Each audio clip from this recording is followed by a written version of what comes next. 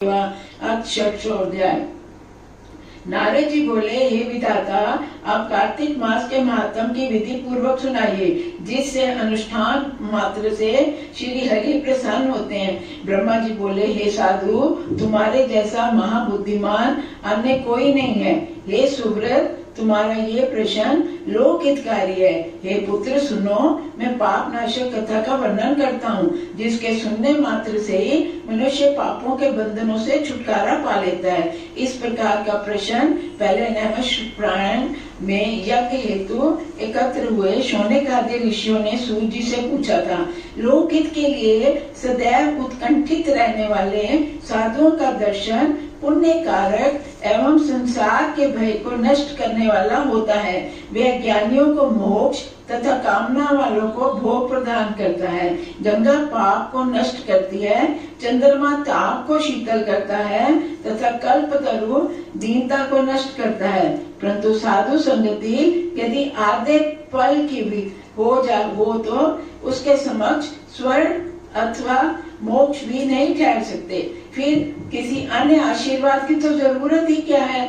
प्राचीन समय में महात्मा शौनक ने ये प्रश्न पूछा था। शौनक बोले, हे ज्ञानी, आप कार्तिक महात्म के कथा प्रसंग का विस्तार पूर्वक तथा क्रमशः वर्णन करें। सूर्य जी बोले, हे मुनि श्रेष्ठ, सुनो। एक समय यज्ञपति श्री कृष्ण से कमल नयनी देवा सत्यभामा ने कहा, मैं धन्य हूँ, कृत्य हूँ, मेरा जीवन धन्य है और मेरे पिता भी धन्य, माता पिता भी धन्य है, जिन्होंने मुझे जन्म दिया, क्योंकि मैं आपकी 16,108 स्त्रियों में सबसे प्रिय हूँ।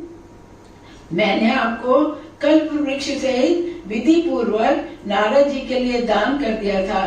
पृथ्वीवासी प्राणी जिस कल्प वृक्ष के विषय में जानते तक नहीं है, वे हमारे घर में विद्यमान है। हे मधुसूदन, हे त्रैलोक्यपति, मैं आपके अत्यंत प्रिय हूँ, अतः कुछ पूछना चाहती हूँ। यदि आप मेरे प्रिय करता है तो विस्तार पूर्वक बताएं, जिसे सुनकर मैं अपना हित कर सकूं।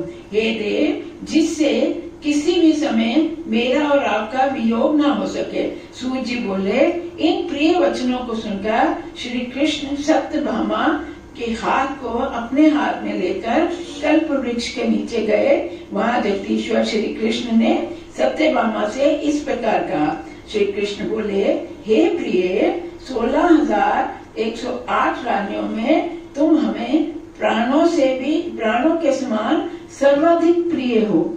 हमने तुम्हारे ही कारण देवराज इंद्र का देवताओं सहित विरोध किया था। अब तुम्हारे द्वारा पूछे गए प्रश्न का उत्तर भी हम ही देंगे।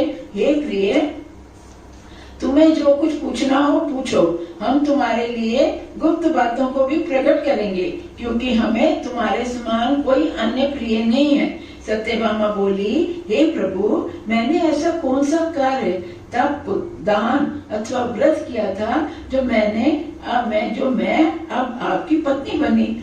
आपके पत्नी के रूप में गरुड़ पर बैठकर इंद्र आदि देवताओं के यहाँ भी मैं आपके साथ गई। मैं पूछना चाहती हूँ कि पूर्व जन्म में मैंने क्या कर्म किए थे, मुझसे क्या गुण थे, मैं क्या थी, किसकी पुत्री थी, ये सब आप मुझको कहें।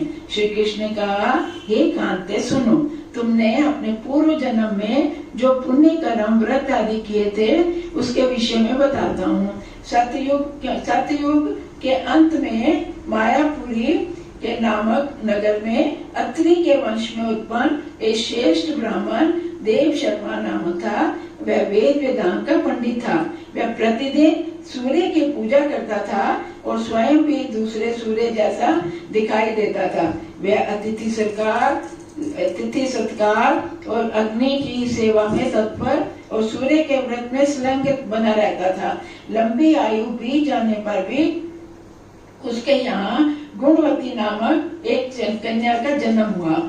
समय पाकर पुत्रहीन देव शर्मा ने अपनी उस पुत्री का विवाह अपने एक चंद्र नामक शिष्य के साथ कर दिया।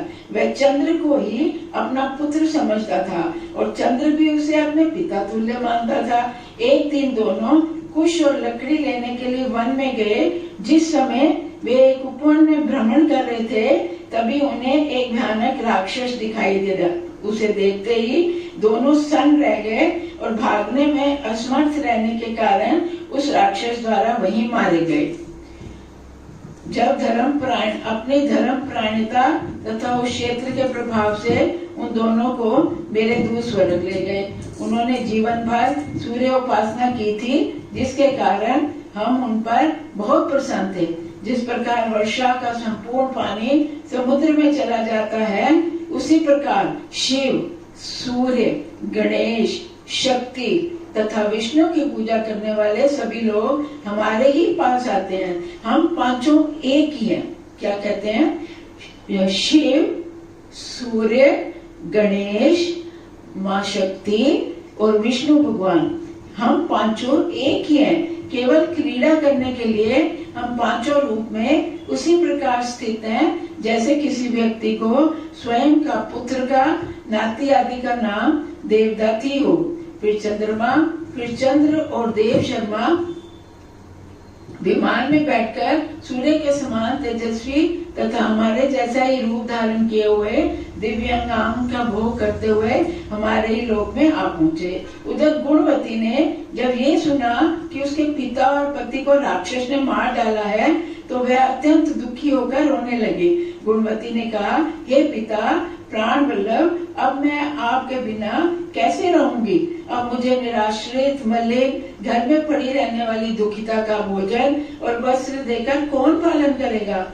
अभागी और सुखहीन जीवन वाली मैं अब किसकी शरण में जाऊं जो मेरे दुख को दूर करेंगे? मैं कहाँ बैठूं, कहाँ जाऊं, क्या करूं? अब मैं किस प्रकार सुख पाऊंगी? हे विधाता, मैं मर रही हूँ, अब अज्ञानी किस प्रकार जीऊंगी?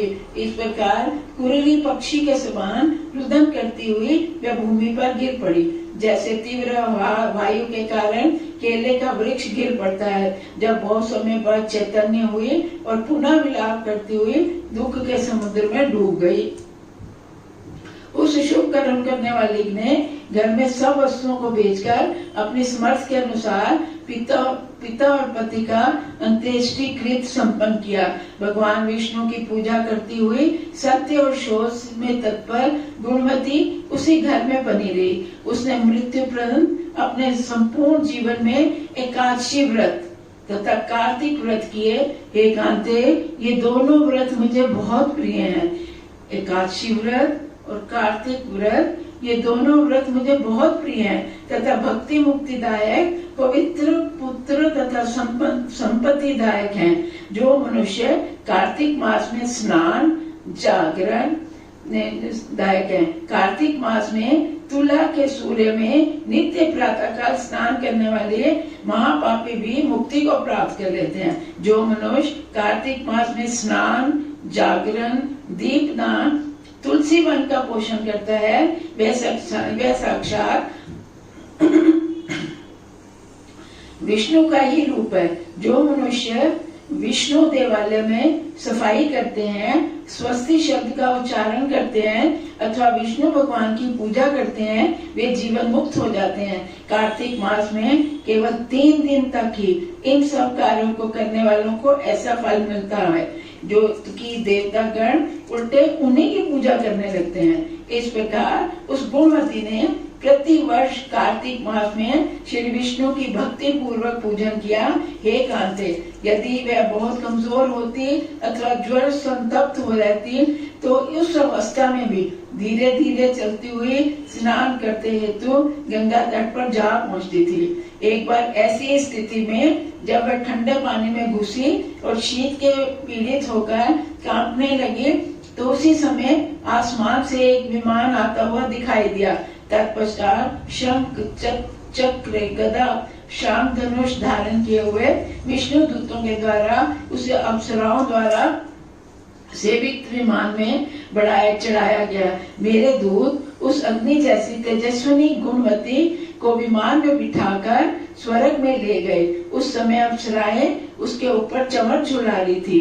कार्तिक व्रत के पुण्य प्रताप से वे मेरे पास पहुंची। हे प्रिय, उसके बाद ब्रह्मा आदि देवताओं द्वारा प्रार्थना किए जाने पर वे पृथ्वी का भार हरने के लिए इस लोक में आए। ये सभी यदुवंशी मेरे ही गण हैं। तुम्हारा पिता देव शर्मा सत्यजीत है, तुम्हारा पति अक्रूर बनकर जन्मा और तुम गुणमती सत्यभामा बनी हो। कार्तिक व्रत के पुण्य प्रताप से तुम हमारी प्रिया हो। पूर्व जन्म में तुमने हमारे गृह द्वार पर तुलसी का पौधा लगाया था, इसी कारण तुम्हारे आंगन में आज कल्पतरु वृक्ष खड़ा हुआ है। हे शुभे, तुमने पूर्व काल में कार्तिक मास में दीपदान किया था, उसी के प्रभाव से तुम्हारे घर में लक्ष्मी का स्थिर निवास है। तुमने विष्णु को पति के रूप में पाने के लिए जो व्रत आदि किए थे, उसी कारण ही तुम हमारी पत्नी बनी हो। तुमने आजीवन कार्तिक व्रत का पालन किया था, उसके प्रभाव से हमारा तुम्हारा आजीवन वियोग नहीं होगा। इसी प्रकार जो लोग कार्तिक मास का व्रत करते हैं, वे मुझको ही प्राप्त कर लेते हैं। वे भी मुझे तुम्हारे समान ही प्रिय लगते हैं। जो मनुष्य पृथ्वी पर यज्ञ, दान तथा व्रत करते हैं, वे कार्तिक मास के व्रत के प्राप्त होने वाले पुण्य की 16 कलाओं में से एक को भी प्राप्त नहीं कर पाते। इति श्री पद्म पुराणे के अंतर्गत कार्तिक मास महात्म्य में कार्तिक महात्म पूजन कथा नामक 6वां अध्याय समाप्त।